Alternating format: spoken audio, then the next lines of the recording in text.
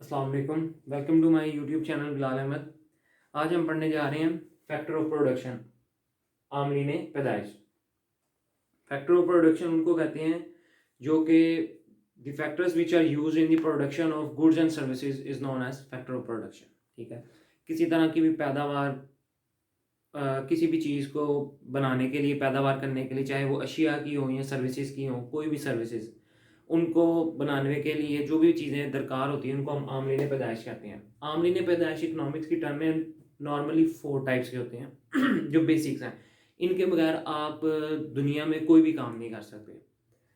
पहला है लैंड, ज़मीन, लेबर, मेहनत, कैपिटल, सरमाया, एंटरप्रेन्योर। बाद बुक्स में इसको एंटरप्रेन्योर लिखा होगा या फिर लिखा एंटरप्रेन्योरशिप लिखा होगा, या फिर लिखा होगा ऑर्गेनाइजेशन, जिसको हम तंजीम कहते हैं। ये 4 तरह के बेसिकली आमलीन पैदाइश होते हैं। इनके बगैर कोई भी बिजनेस ना आज तक चला है, ना कोई ज़िंदगी में कभी किसी ने कोई प्रोडक्शन की है, ना ही वो प्रोडक्शन गुड्स की हो सकी है, ना ही आज तक वो सर्विसेज की हुई है। एक बात, ये चैप्टर इकोनॉमिक्स की टर्म का सबसे, इकोनॉमिक्स के अंदर, इकोनॉमिक्स सब्जेक्ट्स में सबसे ज़्यादा आसान चैप्टर यही है। इसके अंदर है क्या, मैं आपको भी बता देता हूँ, बाद में इसको हम देखेंगे। हर एक फैक्टर ऑफ प्रोडक्शन की एक एक डेफिनेशन हमने करनी है। सिंपल सिंपल सी डेफिनेशन है। काफ़ी इकोनॉमिक्स की जो बुक्स हैं, ये आईकॉम आईकॉम में, उसके अलावा टेक्निकल बोर्ड है टैक्टा उधर, और उसके अलावा ये बीकॉम में, बीएससी की बीएससी में नहीं, बीकॉम में जो कॉमर्स से रिलेटेड है उनके अंदर ये चैप्टर है। और ये बड़ा छोटा सा चैप्टर है, 3-4 सफ़ों का चैप्टर होता है, फिर ख़त्म हो जाता है। बेसिकली इनकी डेफिनेशंस हैं याद करने वाली, और इनके मैक्सिमम भी 4 नहीं तो 3 पॉइंट्स दिए हुए हैं उन्होंने। मतलब इनकी खसूसियात, प्रॉपर्टीज़ दी हुई हैं कि लैंड की होगी, लेबर की होगी, कैपिटल और ऑर्गेनाइजेशन की। हम बारी बारी वो देखेंगे। सबसे पहले इनकी डेफिनेशंस देखेंगे, फिर इनकी हम खसूसियात देखेंगे। अब हम देखते हैं लैंड, ज़मीन, इसकी तारीफ क्या है, ठीक है, और इसकी खसूसियात क्या है। तो हमारा सबसे पहले है लैंड। फैक्टर ऑफ प्रोडक्शन में सबसे पहले हमारे पास आती है लैंड, ज़मीन। डेविड रिकार्डो की तारीफ के मुताबिक ये जो मैंने डेफिनेशन लिखी है, ये एक्चुअली में डेविड रिकार्डो ने सॉरी अल्फ्रेड मार्शल ने कही थी। I am so sorry. ये जो ज़मीन और लैंड की मैंने जो फर्स्ट फैक्टर ऑफ प्रोडक्शन है इकोनॉमिक्स का, ये जो मैंने डेफिनेशन लिखी है, ये एक्चुअली में है अल्फ्रेड मार्शल की। अल्फ्रेड मार्शल कहता है ज़मीन से मुराद वो तमाम कुदरती वसाइल हैं जो कुदरत ने इंसान को मुफ्त में अता किए हैं, ठीक है, जिसमें हवा, रोशनी, पानी वगैरह। इंग्लिश में the word land is use for soil. हम ज़्यादातर ज़मीन कहते हैं मिट्टी, मिट्टी को कहा जाता है ज़मीन है, ये मेरी ज़मीन है, हम उससे मुराद मिट्टी को लेते हैं, ठीक है। But in economic terms land means all natural resources. All natural resources means हवा, पानी, जंगलात, दरख्त वगैरह, ये हमारे सब के आते हैं, नेचुरल रिसोर्सेज में आते हैं, ठीक। इसकी कुछ प्रॉपर्टीज मैंने लिखी हैं। डिफरेंस इन फर्टिलिटी, जहेजी में फ़र्क, फिक्स सप्लाई, महदूद रसद, इमूवेबल, नाकाबिल इंतकाल। मतलब मैं अगर पाकिस्तान में हूँ, पाकिस्तान के सूबा पंजाब में गुजरांवाला से मैं अगर ताल्लुक़ रखता हूँ, तो मेरी गुजरांवाला की ज़मीन की जो जरहेज़ी है वो और है। अगर मैं यहाँ से पेशावर चला जाऊँ, इस्लामाबाद चला जाऊँ, या थर रेगिस्तान में नूरपुर थर, मतलब यहाँ से मैं किसी out of the boundary, Pakistan से बाहर अफगानिस्तान की साइड पे, टर्की की, तो उस मिट्टी की जहेज़ी और होगी। मिट्टी की जहेज़ी में फ़र्क होता है हर जगह की मिट्टी में। कुछ अल्लाह ताला ने कुदरत का ये कुदरत की है ना, land is a gift of God, ठीक है, फ्री गिफ्ट है हमारे लिए। तो अल्लाह ताला ने कहीं मिट्टी में जरहेज़ी ज़्यादा रख दिया, वहाँ पे हम बीज एक बोते हैं तो वहाँ पे हरी बड़ी फटाफट ही वो निकल आती हैं, फसलें निकल आती हैं। लेकिन बाज़ में हमें टाइम लगता है, हमें उनको ज़मीन को नीचे ज़्यादातर जाके खोदना पड़ता है। बाज़ ज़मीन के अंदर एक बाल मारो तो वहाँ से पानी निकलना शुरू हो, बाद में कितने हमें गहराई में जाना पड़ता है, तो हमें फिर वहाँ से पानी निकालना पड़ता है। तो उसकी जरहेज़ी में भी फ़र्क है। फिक्स सप्लाई, महदूद रसद। ज़मीन, अगर आप ओवरऑल ज़मीन को देखें ना, तो ज़मीन से आप बाहर नहीं जा सकते। अर्थ एक प्लैनेट है, इससे आप बाहर नहीं जा सकते। इसके ज़मीन की एक हद अल्लाह ताला ने मुकर्रर की हुई है, उससे आगे वो कहीं पे कुछ भी नहीं है। और अगर हम इसको इकोनॉमिक टर्म में ले आएँ, तो हमें कहा जाता है कि ये एक स्क्वायर फीट जो है आपका है मतलब 5 मरले का प्लॉट आपका है, हम 5 मरले से ज़्यादा का क्लेम नहीं कर सकते। 2.5 मरले, 2 कनाल, 20 कनाल मुरब्बा, हम इससे ज़्यादा का क्लेम नहीं कर सकते, क्योंकि जो गवर्नमेंट ने हमें दे दी वो हमारे लिए फिक्स हो चुकी हुई है। और अगर हम कुदरत की तरफ से देखें, यानी कि नेचुरल रिसोर्सेज में अल्लाह ताला की तरफ से चले जाएं, तो अल्लाह ताला ने भी उसकी फिक्स सप्लाई रखी हुई है।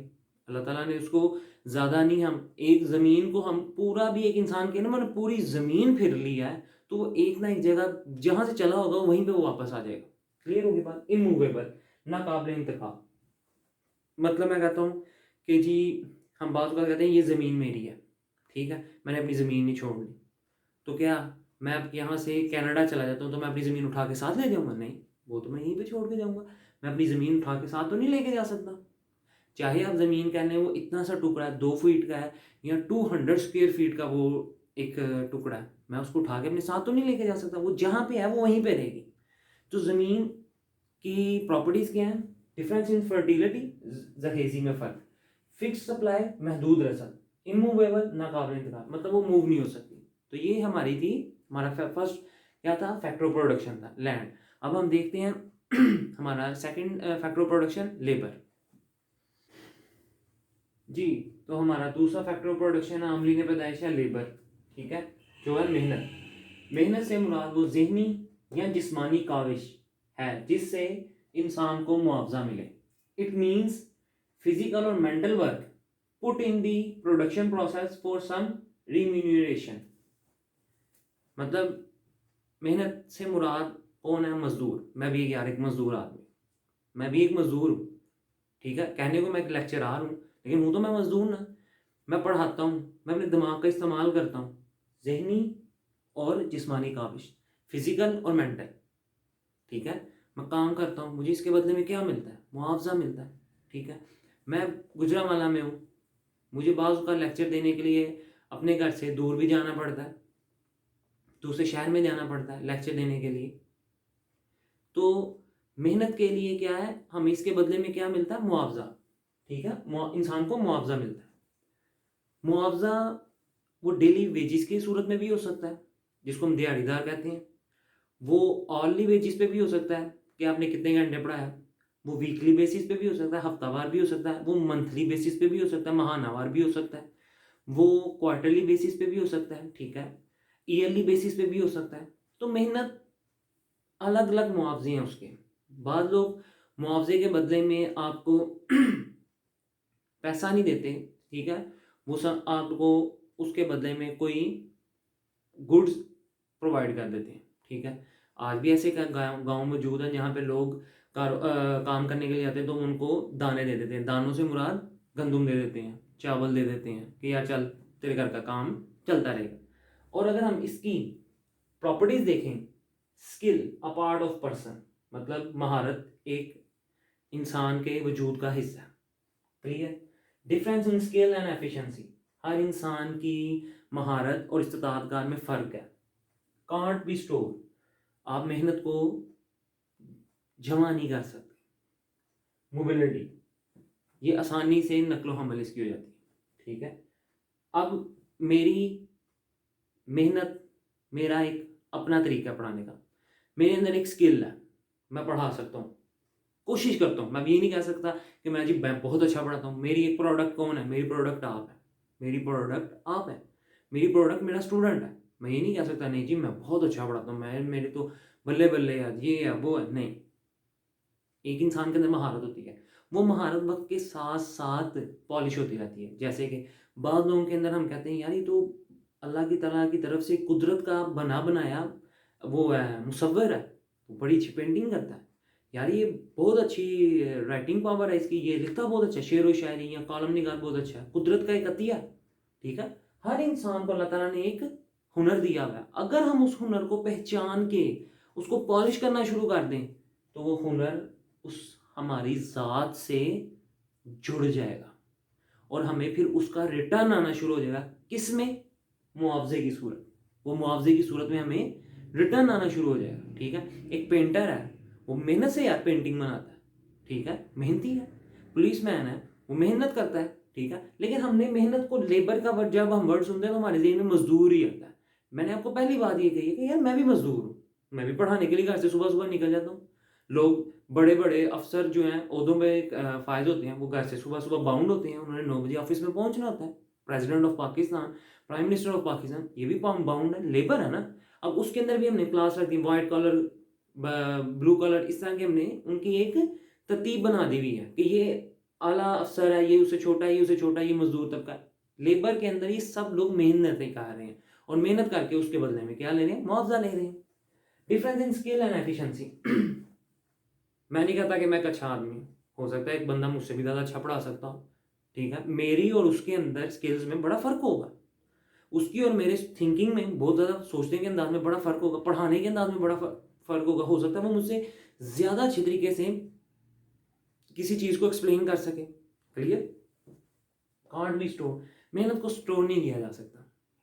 अब मेरे दिमाग के अंदर क्या है, आप उसको सोच को पकड़ नहीं सकते, आप उसको कैद नहीं कर सकते। क्लियर होगी बात? मोबिलिटी ये नकल पजीर होती है। इंसान को बाज़ बात अपने घर वालों से दूर दूर दराज के शहरों में जाना पड़ता है, दूर दराज के शहरों में जाके रोज़ी कमानी की पड़ती है। किन के लिए? घर वालों के लिए। तो ये था लेबर, ये था हमारा सेकंड फैक्टर ऑफ प्रोडक्शन। अब थर्ड देखते हैं, इससे पहले हमने पढ़ा लैंड और फिर हमने पढ़ा लेबर। अब हम पढ़ते हैं कैपिटल, थर्ड इसका कि कैपिटल क्या है और कैपिटल किस तरह फैक्टर ऑफ प्रोडक्शन में बड़ी अहमियत रखता है।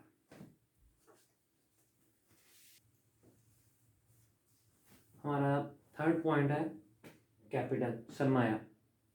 सरमाया किसी शख्स की दौलत का वो हिस्सा है जिससे मजीद आमदनी हासिल हो। Okay, things are used to produce further goods and services known as capital. Mean, इस डेफिनेशन का मतलब क्या है? इंसान के पास सरमाया है, ठीक है, अगर मेरे पास सपोज एट 2-3 करोड़, 3 करोड़ रुपया, मैं क्या करूँगा, मैं ये बिजनेस शुरू कर लूँगा। बिजनेस मेरी इनकम को क्या करेगा, इंक्रीज करेगा, एक बात। या मैं उससे ज़मीन रेंट पे, ज़मीन खरीद लूँगा, ज़मीन मतलब घर ले लूँगा, तो घर मुझे मैं रेंट पे दे दूँगा, उससे मुझे क्या आ रही है, इनकम आ रही है, सरमाया आ रहा है। मैं इनकम जोड़ूंगा, मेरी इनकम वक्त के साथ साथ बढ़ती चली जाएगी। बिजनेस सबसे ज़्यादा तेज़ तरीका है जिससे आप अपनी इनकम को डबल से ट्रिपल ट्रिपल इन्फिनिटी टाइम्स आप उसको मल्टीप्लाई कर सकते हैं। कैपिटल जो है प्रोडक्टिविटी को, पैदावार को बढ़ाता है। क्यों? हमारे पास पैसा जब सरमाया आता है, हम एक नया प्लांट लगा देते हैं, एक नया प्लांट लगाते हैं, फैक्ट्री ओपन करते हैं, उससे क्या होती है, पैदावार बढ़ जाती है। बेटर क्वालिटी ऑफ आउटपुट, हम अच्छी आउटपुट तैयार करते हैं। हम कहते हैं यार अब हमारे पास पैसा अच्छा आ गया, पहले हमारे पास पैसा थोड़ा था, हम लोग और तरह का रॉ मटेरियल लेते थे, अब हमने अच्छा रॉ मटेरियल लेके अच्छी आउटपुट जनरेट करनी है। इंक्रीज इन एम्प्लॉयमेंट अपॉर्चुनिटी, जब मेरे पास अच्छा कैपिटल आना शुरू हो जाएगा, आउटपुट मेरे पास रिटर्न बिजनेस का अच्छा आएगा, तो मैं क्या करूँगा, मैं एक और यूनिट लगा दूंगा, मैं एक और फैक्ट्री खोल लूँगा। एक और फैक्ट्री खोलूंगा तो एक फैक्ट्री कमोबेश 70 से 80, मिनिमम 70 लोगों को वो क्या कर देती है, रोजगार मुहैया करती है। मिनिमम मिनिमम 70 घरानों का चूल्हा जलता है। किसकी वजह से? अगर आपके पास कैपिटल है और आपने उसको सही तरीके से इकोनॉमी में इन्वेस्ट किया। हाई स्टैंडर्ड ऑफ लिविंग, मैंने एक और यूनिट लगाया, मेरी आमदनी डबल हो गई, मेरा ज़िंदगी का तरीका क्या होगा, बेहतर मेरी ज़िंदगी हो गया मेरा। मैं पहले मेरे पास कैपिटल थोड़ा था, मैंने एक मशीन डाई लगाई हुई थी, तब मैं दाल के साथ रोटी खाता था, ठीक है। मैंने उस पैसा जोड़ा, मैंने 2 मशीनें लगा ली, ठीक है, मेरी आमदनी में इजाफा हो गया, मैं जोड़ता चला गया। मैंने देखा कि अब मेरे पास 10-12 मशीनें हो गई हैं। मैंने एक छोटी सी फैक्ट्री ले ली, रेंट पे एक जगह ले ली और वहाँ पे मैंने फैक्ट्री, छोटी स्मॉल इंडस्ट्री ओपन कर ली। उसके बाद मैंने जब देखा कि मेरे पास ज़्यादा पैसा अच्छा आने लग गया, तो मैंने उसको एक इंडस्ट्री की शक्ल दे दी। मैंने एक मशीन से शुरू किया था, आज मेरी फैक्ट्री के अंदर सपोज दैट 200 मशीन्स लगी हुई हैं, लूम्स लगी हुई हैं या डाई लगी हुई है, कोई भी वटेवर लगी हुई है, तो उससे मेरा भी प्रॉफिट क्या हो गया, प्रॉफिट की रेशो वो अच्छी हो गई है, आउटपुट मुझे अच्छा मिलने लग गया। तो मैं पहले साइकिल पर जाता था, मैंने बाइक ले ली, अब मेरे पास गाड़ी आ गई है। पहले मैं दाल के साथ रोटी खाता था, अब मैं मटन के साथ खाने लगा। तो मेरा लाइफस्टाइल क्या हुआ है, वक्त के साथ साथ बेहतर से बेहतर, बहुत बेहतर हो गया। क्लियर हो गई बात? ये था हमारा कैपिटल। हमने देखा लैंड, लेबर और कैपिटल। एंड पे आती है हमारे पास ऑर्गेनाइजेशन। देखते हैं जी। तो हमारा लास्ट है फैक्टर ऑफ प्रोडक्शन, एंटरप्रेन्योरशिप या ऑर्गेनाइजेशन, तंजीम। आजर मीन्स तंजीम को ही एंटरप्रेन्योर ऑर्गेनाइजेशन का जिस तरह एंटरप्रेन्योरशिप को ऑर्गेनाइजेशन कहा जाता है, इसे तंजीम को आजर भी कहा जाता है, जिसने बिजनेस की बुनियाद डाली होती है। आजर ऐसे फ़र्द को या अफराद को कहते हैं जो दीगर आमरीन पैदाइश कौन सी हैं? लैंड, लेबर, कैपिटल, ज़मीन, मेहनत, सरमाया में एक मुनज़्ज़म राब्ता पैदा करता है, मतलब उनकी कोऑर्डिनेशन बनाता है, उनको कोऑर्डिनेट करता है, उनको मैनेज करता है कि किस तरह मैंने कितनी मिकदार में इन्वेस्टमेंट करनी है, किस तरह मैंने अपने बिज़नेस को किस जगह पे ओपन करना है जहाँ पे मुझे रॉ मटेरियल आसानी से मिल सके और मेरा मार्केट में माल आउटपुट जो है वो जल्दी से जल्दी फिनिश गुड्स जल्दी से जल्दी जा सके। और ये फैसला करता है कि हर आमिल की कितनी मिकदार लगाई जाए। Okay, it refers to a person taking the initiative of combining the other FOPs mean factor of production for producing and good services. It refers to a person taking the initiative of combining the other factor of productions for producing goods and services. मतलब उसी definition का ही है कि ऐसे हम entrepreneur को कहते हैं जो कि सबसे पहले बिजनेस का इनिशिएटिव उसकी बुनियाद डालता है, वो मार्केट में एक यूनिक चीज़ लेके आता है, बाकी तमाम फैक्टर ऑफ प्रोडक्शन आमलीन पैदाइश को इस्तेमाल करते हुए, ठीक है, वो गुड्स एंड सर्विसेज को प्रोड्यूस करना शुरू कर देता है। इसके कुछ पॉइंट्स हैं: management, risk taking, mobilisation of resources, commencement of business, marketing, management, इंतजामिया। एक आजर जो होता है वो ये उसका काम ये नहीं है कि मैंने बिजनेस ओपन कर लिया, ओके मैं रिलैक्स होकर बैठ जाता हूँ, मेरा काम चलता रहेगा, मैंने एक मैनेजर रख लिया, मैंने एक सुपरवाइजर रख लिया, मेरा काम चल नहीं। आजर जब तक वो खुद अपने कारोबार की मैनेजमेंट नहीं देखेगा, कारोबार नहीं चल सकता। उसको खुद तमाम मैनेजमेंट के जितने भी रूल्स एंड रेगुलेशन अपनी मुट्ठी में लेने पड़ते हैं। रिस्क टेकर होता है, वो एक तरह का जुआ खेलने जा रहा होता है। वो अगर अपना नया बिजनेस ओपन करने जा रहा है तो उसको ये पता होना चाहिए कि ये मेरा बिजनेस यहाँ अगर चल गया तो वेल एंड गुड है, अगर ना चला तो मेरी इन्वेस्टमेंट डूब जाएगी। क्लियर? मोबिलाइजेशन ऑफ रिसोर्सेज, वो जितने भी रिसोर्सेज होती हैं उनकी मोबिलाइजेशन करता है कि कौन सा ज़राए किस जगह से मैंने लेनी है। बाज़ ऐसी भी फैक्ट्रीज हैं जिनके पास दूर दराज से लोग मजदूर आए होते हैं, बाज़ लोगों ने तो आउट ऑफ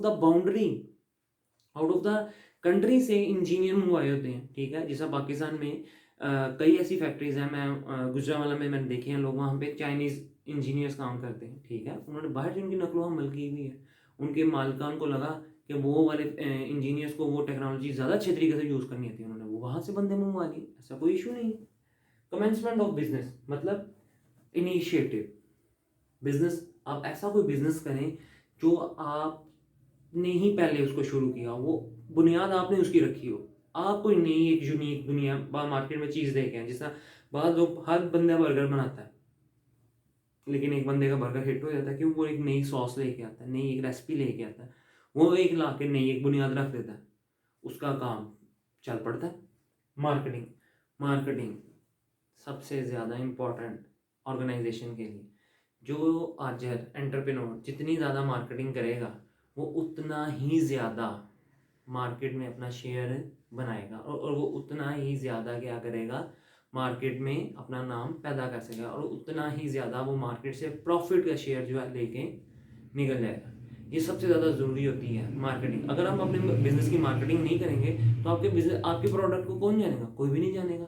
आपके प्रोडक्ट बस पड़ी रहेगी, पड़ी है तो पड़ी रहे, लोग उसकी परवाह नहीं करेंगे। आपने अपने प्रोडक्ट को मार्केट में इंट्रोड्यूस करवाना है, जैसा सेल्स पर्सन करते हैं, वो दुकानों पे डोर टू डोर जाते हैं, ठीक है। जिस तरह मैं टैप्टा कॉलेज में पढ़ाता हूँ, मेरे कॉलेज में 2-3 बार एक पिज़्ज़ा क्लब वाले आए, पिज़्ज़ा उन्होंने कहा जी हम सर बच्चों के साथ अपनी प्रोडक्ट को इंट्रोड्यूस करवाने आए हैं, हम अपने बच्चों को, आपके ये जो स्टूडेंट्स हैं इनको प्रोडक्ट, अपनी ये जो मेंबरशिप कार्ड है स्टूडेंट पैकेज के ऊपर 50 रुपीज़ का देंगे। वैसे ये हमारा 300 रुपये का मेंबरशिप कार्ड है, लेकिन हम स्टूडेंट के लिए 50 रुपीज़ का करना चाह रहे हैं। काफ़ी ज़्यादा स्टूडेंट्स हैं खरीदना, ठीक है। वो हमारे कॉलेज में आके उसकी वो कर रहे हैं, मार्केटिंग कर रहे हैं, तो वो कामयाब हो रहे हैं। तो ये थे हमारे फैक्टर ऑफ प्रोडक्शन जिनको हम बरोए कार इस्तेमाल करके अपने बिजनेस की एक बुनियाद डाल सकते हैं, जिसमें नंबर 1 हमने देखा land, labour, capital, entrepreneur means organisation. मैं उम्मीद करता हूँ कि आपको फैक्टर प्रोडक्शन की समझ आई होगी। जहाँ रहें खुश रहें, हंसते बसते रहें, मुस्कुराते रहें। Kindly subscribe, like and share my channel.